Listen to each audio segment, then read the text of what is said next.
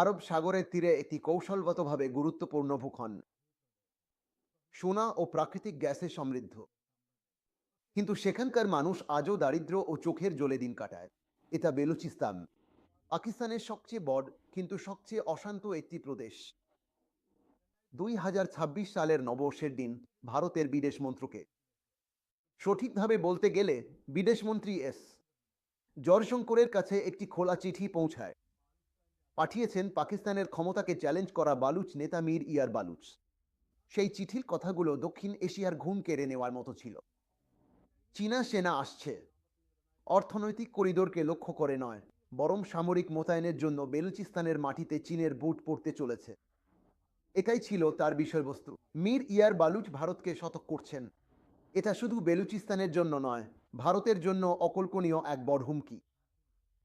আসলে সীমান্তের ওপারে কি ঘটছে? সিপেক নামক অর্থনৈতিক প্রকল্পের আড়ালে চীন কি সেখানে একটি সামরিক ঘাঁটি তৈরি করছে? এই ভিডিওতে আমরা খতিয়ে দেখব বেলুচিস্তানে চীনের সামরিক পদক্ষেপ, মীর ইয়ার বালুচের চিঠি, আর ভারতের সামনে আসতে চলা নতুন চ্যালেঞ্জগুলো।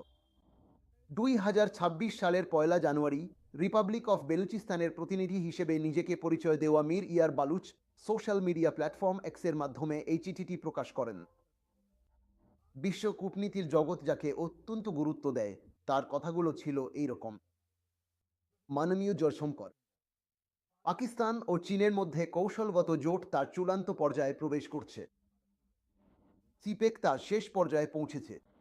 বেলুচিস্তানের স্বাধীনতা সংগ্রামীদের দমন করতে পাকিস্তান যখন ব্যর্থ হবে, তখন আগামী কয়েক মাসের মধ্যে চীন তাদের সেনা বেলুচিস্তানে নামাতে পারে। এই চিঠিটা শুধু একটা গুজব নয়, বালুচ জনগণের 7 মিলিয়ন মানুষের সম্মতি ছাড়া।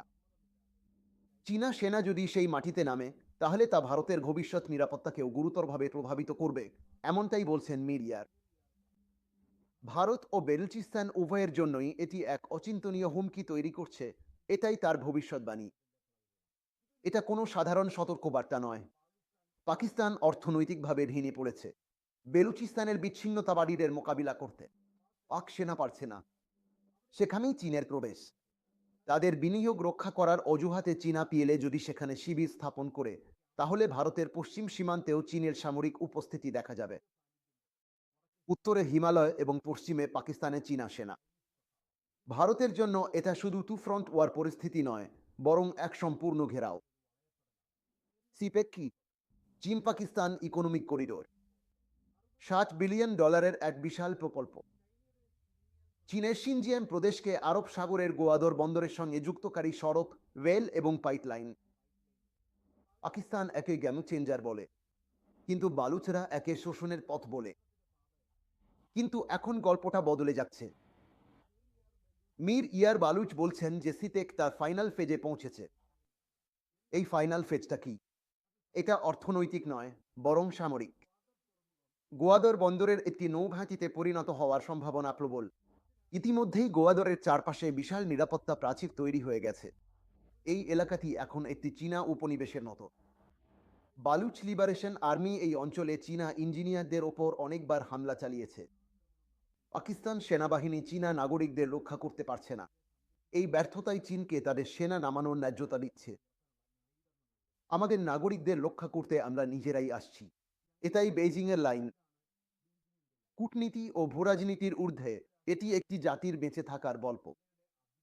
বালুচিস্তানের মানুষ বলছে যে চীন ও পাকিস্তান মিলে তাদের লুট করছে। মেরি ইয়ার বালুচের চিঠিতে বলা 60 মিলিয়ন মানুষের আত্মসম্মানের কথাটি এখানেই প্রাসঙ্গিক হয়ে ওঠে। বালুচরা চীনকে চায় না, তারা ভারতকে তাদের এক স্বাভাবিক সহযোগী হিসেবে দেখে। 1971 সালে বাংলাদেশকে সাহায্য করার মতো ভারত তাদেরও সাহায্য করবে বলে তারা আশা করে। এবার আমরা ভারতের দিকে আসি। কেন বালুচ নেতা জয়শঙ্করকে চিঠি লিখলেন? কেন ভারতকে সতর্ক থাকতে হবে? লাদাখ ও অরুণাচলে চীনের চাপের পাশাপাশি পাকিস্তানে চীনা সেনার উপস্থিতি ভারতকে দুই দিক থেকে চেপে ধরবে, এটাই বাস্তব। গোদাদরে চীনা নৌবাহিনীর ঘাঁটি তৈরি হলে মুম্বাই উপকূলের কাছেই চীনা যুদ্ধজাহাজ পৌঁছে যাবে। এটি ভারতের শক্তি আমদানি এবং বাণিজ্যকে মারাত্মক হুমকির মুখে ফেলবে। এর ফলে শ্রীলঙ্কার হাম্বানটোটা পাকিস্তানের গোয়াদর এবং মায়ানমারের সিতুয়ে ঘাঁটি থেকে সমুদ্রপথে ভারতকে ঘিরে ফেলা চীনের স্ট্রিং অফ পার্লস কৌশল সফলভাবে সম্পন্ন হবে। মেরি ইয়ার বালুচের চিঠিটি ভারতকে গুরুত্ব সহকারে দেখা উচিত। চীনা সেনারা যদি আনুষ্ঠানিকভাবে পাকিস্তানে ঘাঁটি গাড়ে, তাহলে পাকিস্তান চীনের একটি অনুগত রাজ্য বা দাস রাজ্যে পরিণত হবে। ভারতের আশেপাশে একটি পারমাণবিক শক্তিধর চীনা প্রক্সির উপস্থিতি অত্যন্ত বিপজ্জনক। ভারতের কি করা উচিত? মেরি ইয়ার বালুচের সাহায্যের আবেদন কি ভারত গ্রহণ করবে? কূটনীতিকরা বলছেন যে বর্তমানে ভারতের সরাসরি সামরিক হস্তক্ষেপের সম্ভাবনা কম। তবে তারা মনে করেন যে পরিস্থিতি আরও খারাপ হলে ভারত কিছু কঠোর সিদ্ধান্ত নিতে পারে এবং তার থেকেও বড় পদক্ষেপের দিকে এগোতে পারে। আপাতত কূটনৈতিক স্তরে বালুচিস্তানের মানবাধিকার লঙ্ঘনের বিষয়টি তুলে ধরা এবং আন্তর্জাতিক মঞ্চে সিপেককে প্রশ্নবিদ্ধ করাই ভারতের প্রচেষ্টা হবে। ইউকের মধ্যে দিয়ে সিপেক যাওয়াটা ভারতের সার্বভৌমত্বের ওপর একটি নগ্ন হস্তক্ষেপও বটে। মেরি ইয়ার বালুচের চিঠিতে যেমন বলা হয়েছে, দুটি মহান রাষ্ট্রের ভবিষ্যতের জন্য ভারতের জেগে ওঠার এবং কাজ করার সময় এসেছে। ইতিহাস প্রায়শই নীরবে তার গতিপথ পরিবর্তন করে। হয়তো কাল পাকিস্তানের খবরের কাগজে আমরা বালুচিস্তানে চীনা শান্তিরক্ষী বাহিনী এই শিরোনাম দেখতে পাব।